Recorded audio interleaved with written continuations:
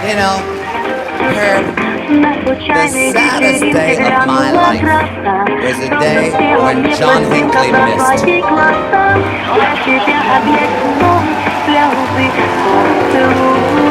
If I'd have had the strength, I'd have gone to Washington, D.C. and shot that son of a bitch myself. But I didn't. I was tired. And I've got to be a bigger son of a bitch down there, don't we? So, if you have the strength, you know. What? Oh, yeah, you're right. Listen, don't tell anyone I said that. I don't want them reopening my FBI file again. But you know it's funny, Herb, how things go around, come around, go around, you know. And lately, you know, when was it, a couple months ago that Reagan, he went and, you know, died, praise the, hallelujah. You know, that was a happy day. That was a happy day, Herb. And you know, all you saw on television was the legacy, the legacy, the legacy. How many people have died of AIDS since the early 1980s, Herb? Still dying? That's the legacy. I hold that son of a bitch responsible for every AIDS death that has ever happened in this country and in this world. That's the legacy, you know. And then they got the whole funeral procession from stem to stern all over the country. Nancy banging her head on the coffin. And you know, for a minute, I actually cried, ladies and gentlemen. And then I thought, fuck you, lady.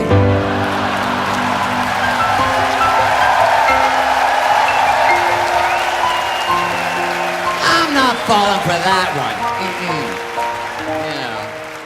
But hey, you know, everybody gets theirs in the end, right? Let's hope. But it is funny, you know, because I think back, you know, my daughter, Miss D, she's a biracial baby. Now, of course, nowadays it's very trendy to have a biracial baby, you know, but of course back then, when I gave birth to Miss D, that was a kind of a taboo thing to have a biracial baby. But now, you know, everybody wants one. You know, I think it's because of the gays, you know. All these gays getting married and having children, adopting a little Korean baby, a little Vietnamese baby, you know, from all over. You know, and the gays are always the leaders. They're the trendsetters, right, you know. And so, of course, now, if you're a little white baby, you know, you see a gay fellow. Oh, look at that gay fellow over there with that little white baby. He must be doing pretty good for himself, you know. A little white baby, that's a status symbol, ladies and gentlemen. You know, because those little white babies, they're not so easy to come by. You know. And you know, you think about it. Back in the day when we started performing, they had segregation. You know, you go all over, and the black people, they couldn't go in the front door. You know, old white, you let them sing and dance for them, but please don't use our toilet. You know. And I think back about it, you know, we used to, Herb and I would, we were on a kind of a circuit back in the 50s, and this, you'd travel around going from one cabaret, nightclub, venue, or boîte to another. And, you know, you'd other people be on the same circuit, and you'd meet people going here, coming in, going out. And I remember one day, we were going into a place just as Billie Holiday was finishing up an engagement. Now, I don't know if any of you are familiar with Billie Holiday, but she was a terrific singer and a hell of a lot of fun. Billie knew how to have a good time, ladies and gentlemen. So, she's finishing up in this cabaret, and she's in the dressing room. When we go in, she said, "Hey, Kiki, come on in." So, I went in, you know, and sat down, threw back a few Ryan gingers, locked the door. The next thing you know, we're laughing and scratching as girlfriends do. And she looks at me and she says, "Listen, Kiki, let me tell you something. A white man will fuck you, but he won't take you to dinner." I don't know what the hell she was talking about, you know, but I figured, hey, it's Billie Holiday, right? Okay, Billie, whatever you said, you know. I didn't know what the hell she was talking about.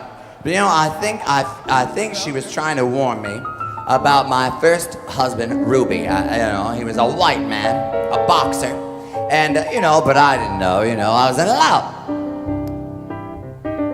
Sweetheart, let me see your hand. You married? Never do it.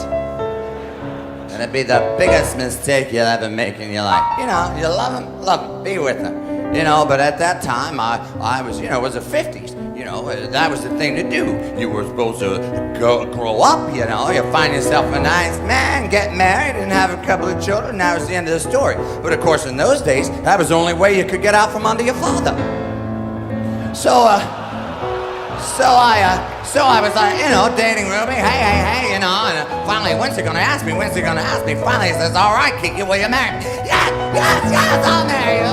I was so thrilled, but of course, I had a career. A lot of women back there didn't have a career, you're lucky, a young girl like you can, get yourself an education, you could go to school, you can be anything, do anything you want. Of course, don't expect to get paid the same as a man, but hey, times are changing somewhat. And but anyway, he said, hey, Kiki, I don't want any wife of mine working. You're quitting that job, and we're gonna be having basically, I couldn't work anymore.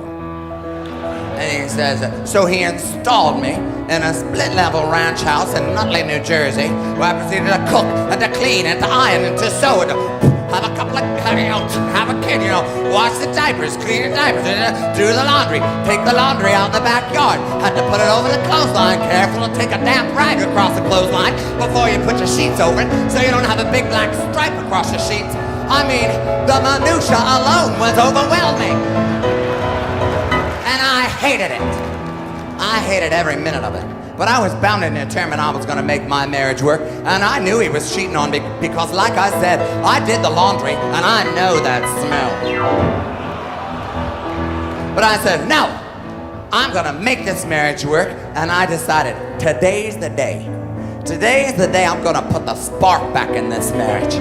So I wrapped myself up in plastic wrap. And I was waiting for him when he came to the door, takes one look at me. What the hell's wrong with you? And goes down the kitchen. I said, hey, Ruby, what are you doing? Let's do something nice. I want to go somewhere. Let's go out to dinner. Just take me out to dinner. I want to go something. Let's go dancing. Let's remember what all this is about, And I hadn't seen Herb in forever because Herb had to keep working. And he got himself a job working in a resort in upstate New York in the Pocapees or the Pocono. Peekapoos. Well, he was working for his people, ladies and gentlemen, in a nice Jewish resort upstate. I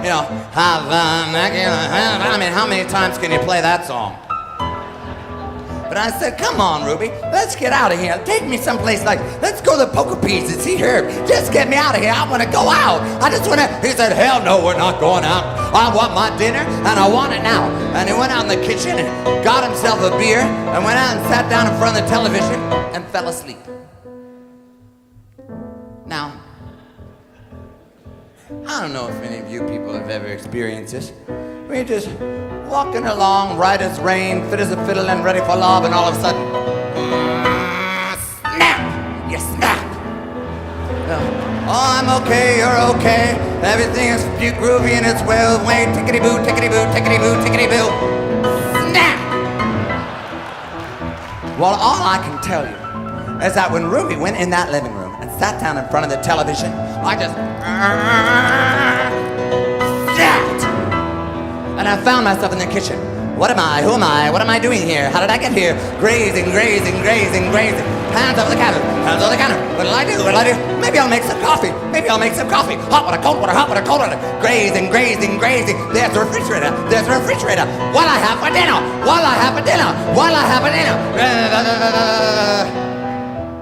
Now, ladies and gentlemen,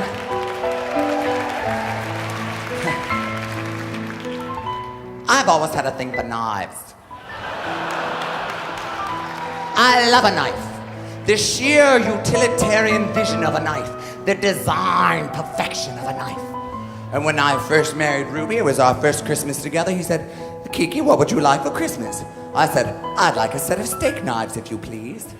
Well, he took this to be a strange request from a newlywed expectant mother. But ladies and gentlemen, I'm not gonna cut my meat with a butter knife. grazing. And all of a sudden, I found that I had this hand full of steak knives. And I went out into the living room where Ruby was sleeping and just, I wasn't stabbing him in the heart. I wasn't stabbing him in the stomach. I wasn't trying to kill him. I was just poking him in the arm. I was just trying to get his attention. And he woke up and he backhanded me across the living room. And that night, I ended up in jail for the very first time.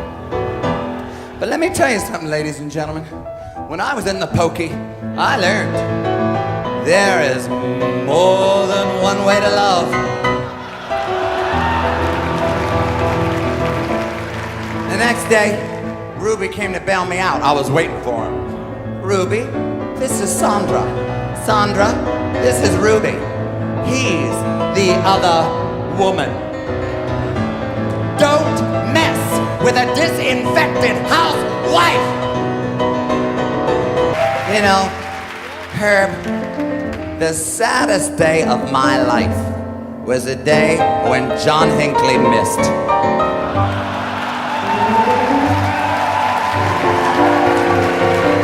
If I'd have had the strength, I'd have gone to Washington, D.C. and shot that son of a bitch myself.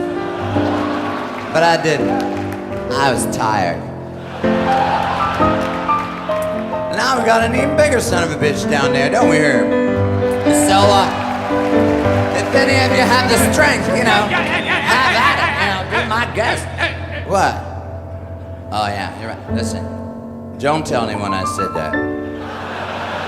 I don't want them reopening my FBI file again. But you know it's funny, Herb, how things go around, come around, go around, you know. And lately, you know, when was it, a couple months ago that Reagan, he went and, you know, died, praise the, hallelujah. That was a happy day. That was a happy day, Herb.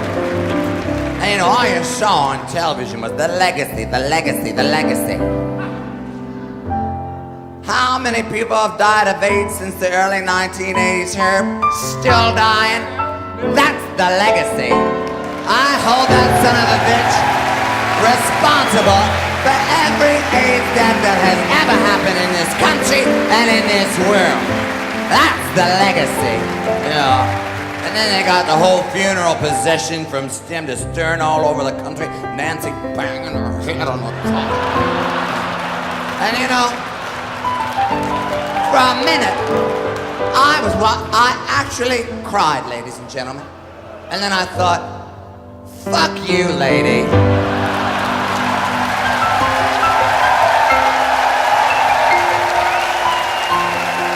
I'm not falling for that one.